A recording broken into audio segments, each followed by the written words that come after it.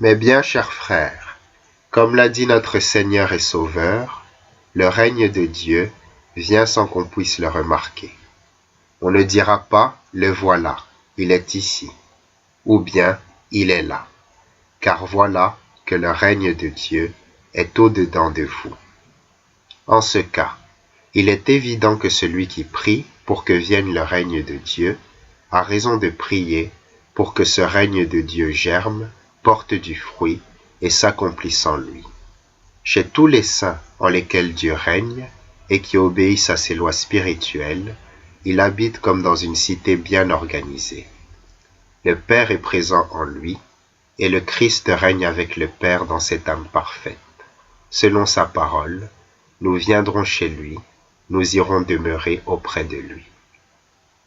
Le règne de Dieu qui est en nous, alors que nous progressons toujours, parviendra à sa perfection lorsque la parole de l'apôtre s'accomplira.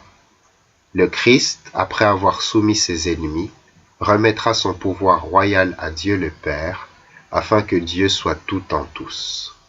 C'est pourquoi, priant sans cesse et avec des dispositions divinisées par le Verbe, nous disons « Notre Père, qui es aux cieux, que ton nom soit sanctifié, que ton règne vienne. » À propos du règne de Dieu, il faut encore remarquer ceci.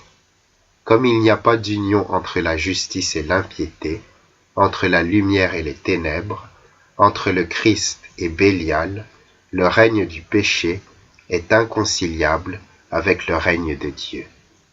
Si donc nous voulons que Dieu règne sur nous, que jamais le péché ne règne dans notre corps mortel. Mais faisons mourir nos membres qui appartiennent à la terre et portons les fruits de l'esprit. Ainsi, comme dans un paradis spirituel, le Seigneur se promènera en nous, régnant seul sur nous, avec son Christ. Celui-ci trônera en nous, à la droite de la puissance spirituelle, que nous désirons recevoir, jusqu'à ce que tous ses ennemis, qui sont en nous, deviennent l'escabeau de ses pieds, et que soit chassée loin de nous toute principauté, puissance et souveraineté. Tout cela peut arriver en nous jusqu'à ce que soit détruit le dernier ennemi, la mort, et que le Christ dise en nous, « Mort, où est ton dard venimeux? Enfer, où est ta victoire? » Dès maintenant donc, que ce qui est périssable en nous devienne saint et impérissable, que ce qui est mortel, après la destruction, revête l'immortalité du Père.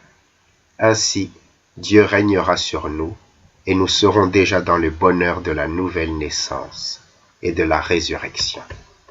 Amen.